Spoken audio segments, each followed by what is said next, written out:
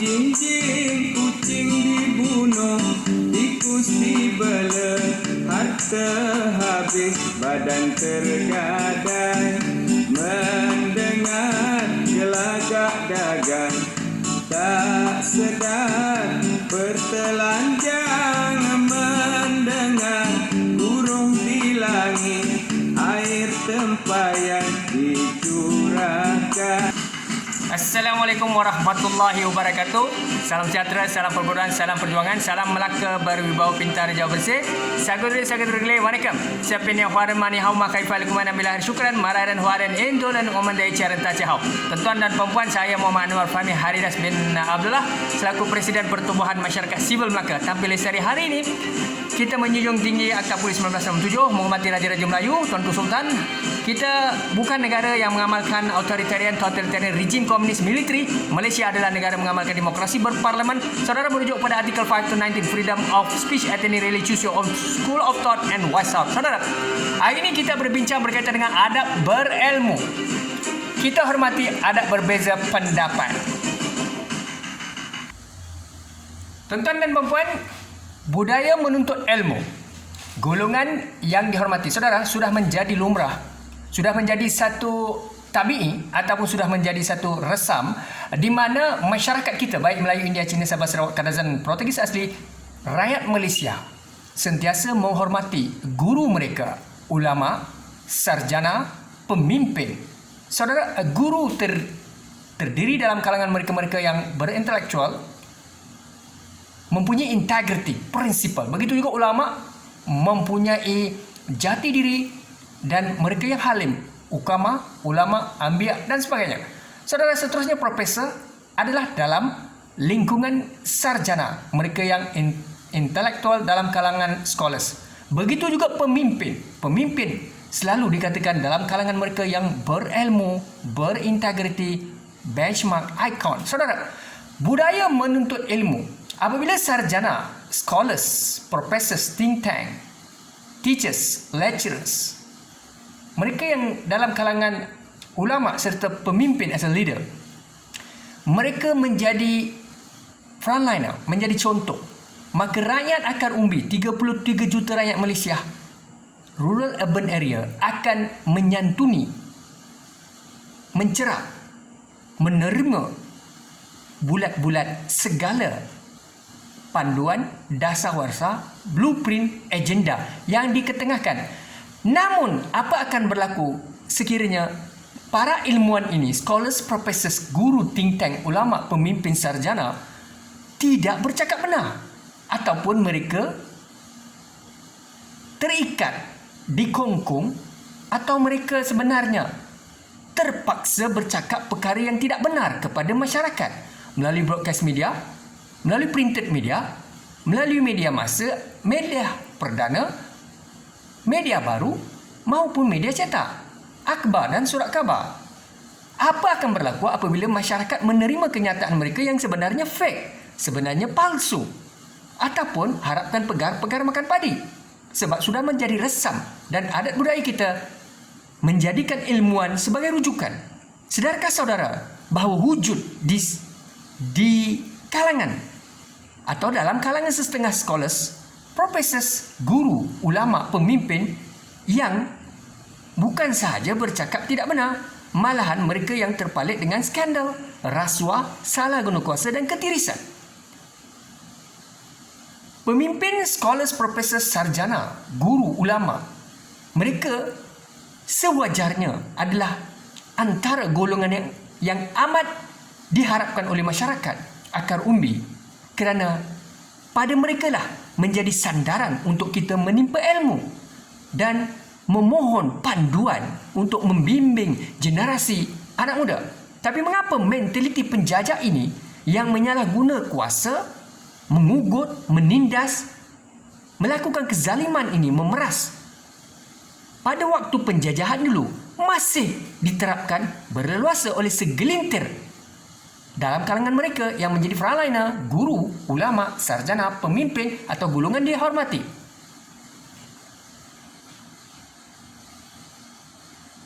Apa didengar gelagak dagang, gelagak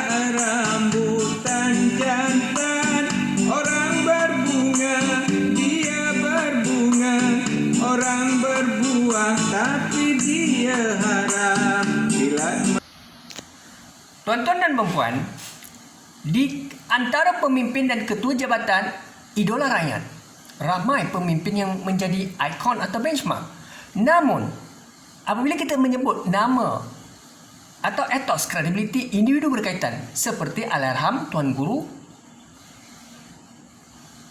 Guru Nik Aziz Nikmat, mantan Menteri Besar Kelantan. Allahyarham Tuan Guru Nik Aziz adalah antara pemimpin ulama yang sentiasa dihormati oleh pelbagai masyarakat kaum di Malaysia, tidak kiralah di kalangan mereka yang beragama Islam atau bukan Islam. Tuan Guru Nik Aziz tidak ada atau terpalit dengan mana-mana skandal rasuah, salah guna kuasa, maupun beliau berjuang sepanjang karier dalam politik untuk dirinya.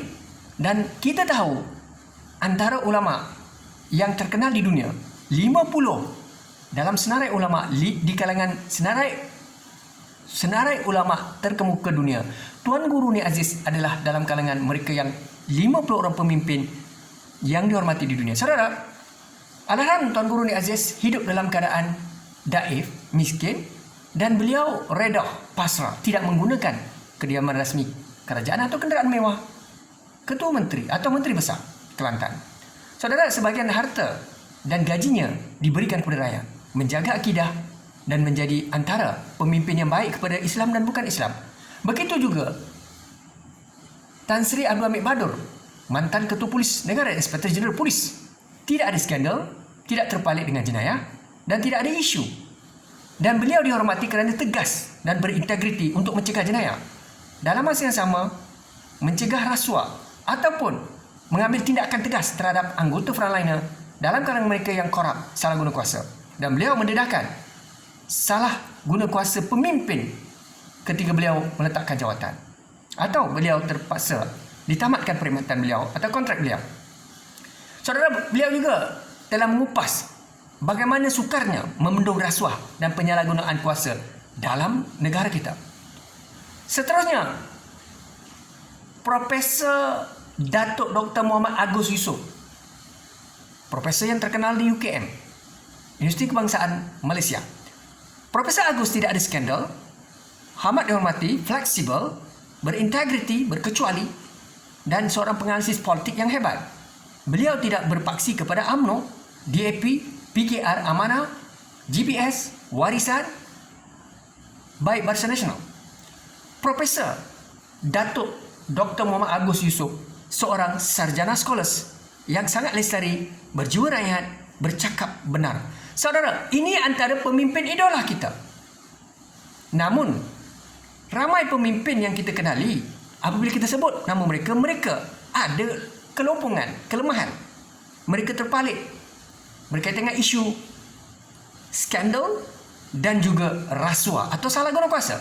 Namun antara tiga pemimpin ini, jarang kita mendengar mereka terpalit dalam kes-kes yang tidak bermoral. Saudara, itulah yang kita harapkan. Di Malaysia, kita memerlukan ramai lagi pemimpin-pemimpin, scholars, professors, think tank, frontliner yang berintegriti, beraccountability, memiliki blueprint. Mereka menjadi benchmark. Mereka boleh mentadbir urus negara, organisasi, federal, state, local government, JLC's company. Dan kita perlukan ramai anak muda, entrepreneur, businessman, scholars, professors, think tank, opinion leader, NGO, dan siapa saja yang memiliki integrity dan accountability, bukan dalam kalangan mereka yang memakan dadak, menjilat atau mengampu.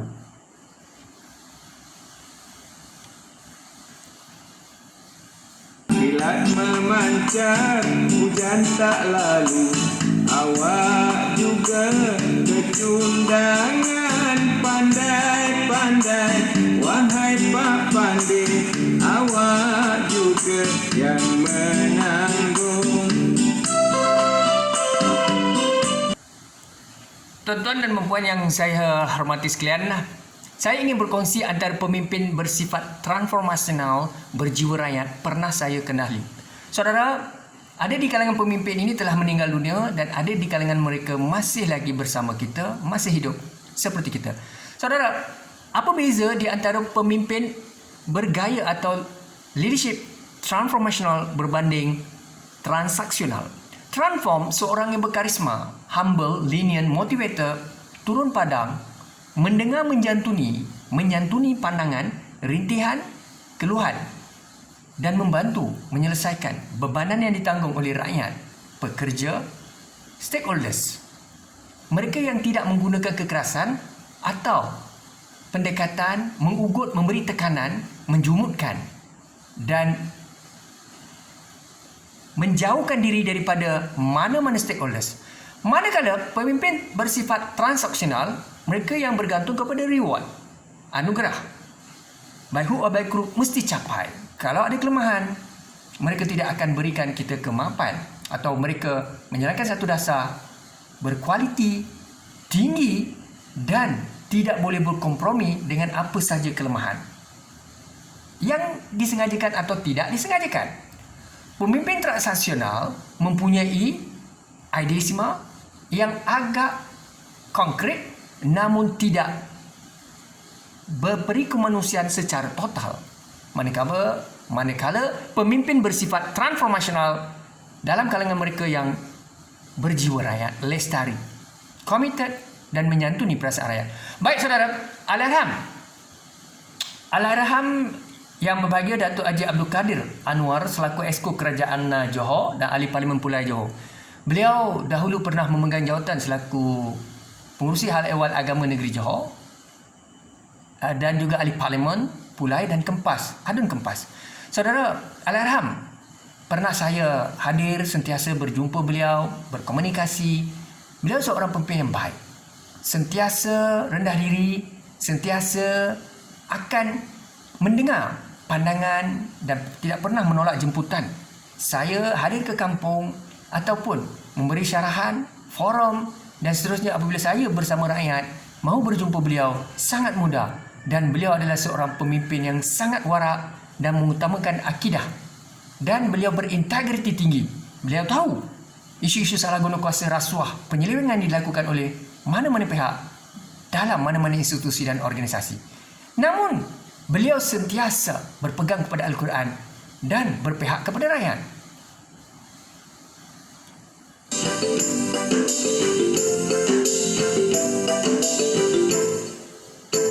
Lajulah laju, perahu laju, lajulah sampai ke lepas.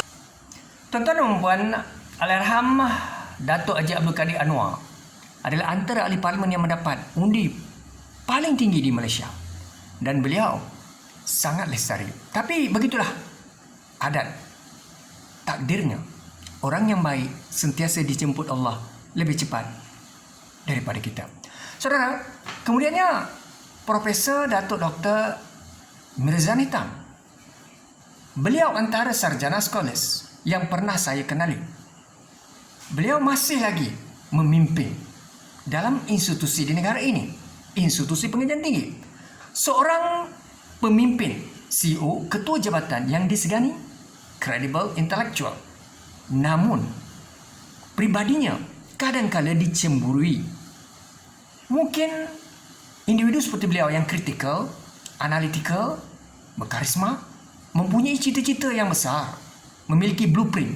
Namun, individu ini berasal daripada anak padang temu Melaka, iaitu anak nelayan.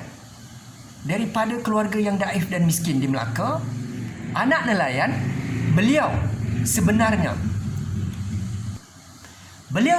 bangkit menjadi pemimpin dalam institusi. Antara kelebihan Datuk Mirzan atau Profesor Datuk Dr. Mirzan Hitam adalah seorang pendengar yang baik, berpegang kepada Al-Quran, sentiasa menghormati pandangan akar umbi dan berusaha keras untuk menyelesaikan apa saja masalah dalam organisasi ataupun perkara yang berkaitan dengan kemanusiaan. Dan beliau sentiasa memiliki strategi dalam kepimpinan. Namun ketokohan Profesor Datuk Dr. Mirzan Hitam kadang-kala sukar dipahami oleh setengah pihak. Walau bagaimanapun, insan ini tidak pernah mengharap pujian ataupun apa-apa pemberian. Namun, beliau hanya mahu terus berjuang untuk membangunkan tamadun bangsa dan negara ini. Singgah di kampung makan kenduri, bila berjumpa menjabat salam kita. Tuan-tuan dan puan-puan, antara tokoh yang saya segani dan hormati adalah Profesor Emeritus Profesor Datuk Dr. Ahsan Said. Beliau adalah mantan Vice Chancellor atau Naib Chancellor Universiti Teknologi Mara.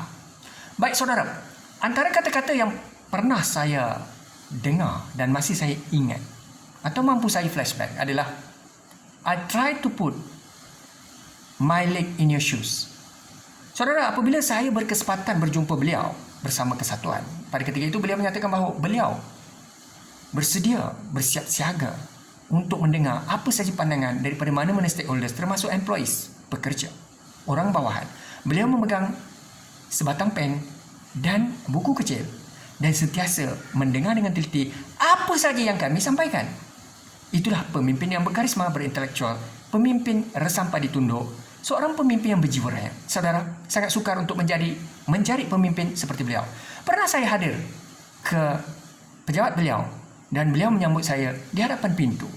Dan beliau memberikan penghormatan pada saya duduk di sofa berhampiran beliau dan kami mulai bercakap dan berkomunikasi. Saudara, apabila saya bangkit untuk keluar meninggalkan pejabat beliau, nak Chancellor, maka beliau mengantar saya sehingga ke hadapan pintu dan beliau mengharapkan saya selamat sampai. Inilah pemimpin terpuji akhlaknya, seorang yang berjiwa rakyat dan bersifat transformasional. Profesor Emeritus Ahsan Said, pendengar yang baik, beliau akan mengambil kata kunci apa-apa idea, pandangan, akar umbi dan beliau akan menempatkan dalam mana-mana platform ataupun mana-mana forum dan kita akan sentiasa teruja kerana beliau mengambil kata kunci wal imah, pandangan orang bawah. Yang penting bagi beliau, pandangan itu berkualiti, bernas, tidak salah untuk beliau berkongsi. Kita amat merindui pemimpin sedemikian.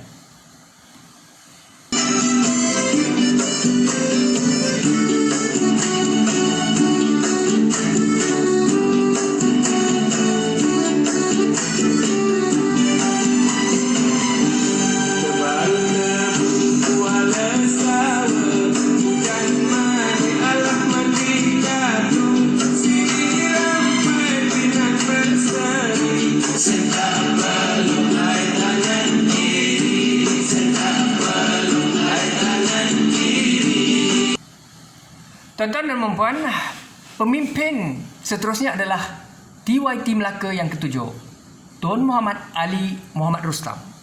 Dahulunya kita kenali Tun sebagai mantan Ketua Menteri Melaka. Amat lestari, dikagumi, dihormati, berkarisma, bersifat transformasional. Orang meninggal, beliau menziarahi. Orang sakit, beliau turut menziarahi mereka yang sakit.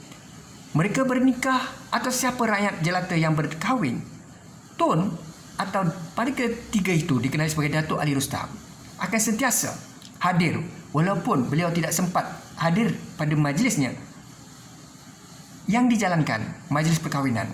Namun beliau tetap akan hadir pada keesokan hari secara mengejut. Tun adalah antara pemimpin yang berjiwa rakyat, sentiasa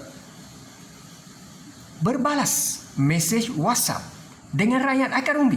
Tidak kiralah pangkat, darjat, status. Rakyat sentiasa mudah untuk akses kepada handphone beliau. Atau Tun sentiasa berbicara dengan rakyat.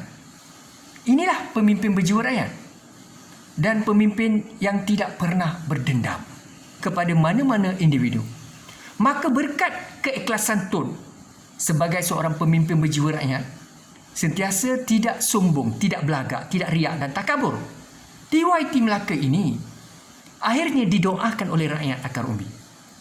Dan apabila tiba masanya untuk mencari, mengganti TYT yang baru, maka timbullah di situ suara keramat rakyat, doa termasuk doa saya, ikhtiar saya dan ramai lagi pihak lain, berusaha keras untuk mengangkat Tun menjadi TYT Melaka.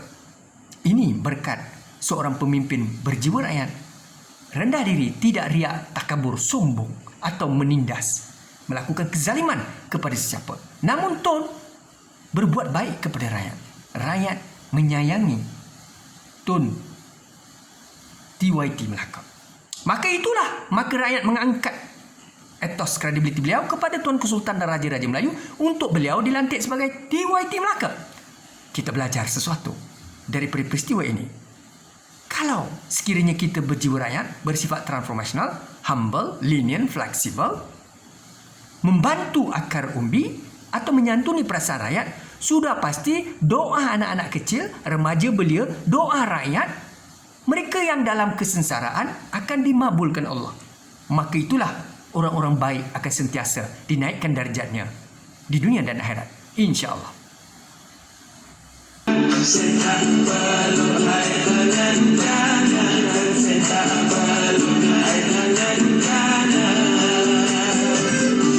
Beram-beram pisang masak layu, orang zaman sekarang jagalah tingkah laku. Beram-beram pisang masak layu, orang zaman sekarang jagalah tingkah laku. Baik tuan-tuan dan puan, mesej kepada rakyat. I throw the ball to the wall bounce back to me. I throw the ball to the wall bounce back to me. Saudara, mesej kepada rakyat. Negara memerlukan pemimpin yang berintegriti, berakhlak mulia, berkarisma, berkecuali dan bercakap benar. Walaupun pahit, justru negara akan musnah dan tergugat tak kala kita miliki ramai sarjana, profesor, think tank, opinion leader, pemimpin yang bersifat mengampu dan salah guna kuasa atau mementingkan diri lantaran menterjemahkan semula mentaliti penjajah yang menjalankan dasar kezaliman, pembohongan dan juga penindasan berterusan.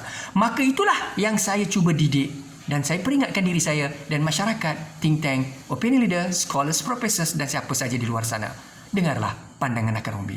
Tidak ruginya, walaupun tuan-tuan profesor, ataupun Datuk Tan Sri, ataupun pemimpin di atas. Namun ingatlah, kita berpaksikan kepada Al-Quran, kitab, dan kita berpaksikan kepada suara keramat rakyat. Ingatlah, tidak lama kuasa di atas. Suara rakyat adalah suara keramat. Sampai masa tuan-tuan akan rebah apabila tuan-tuan tidak jujur dan amanah. Buat yang baik, belajar daripada pemimpin yang baik. Bidat, syukran dan terima kasih. Assalamualaikum warahmatullahi wabarakatuh.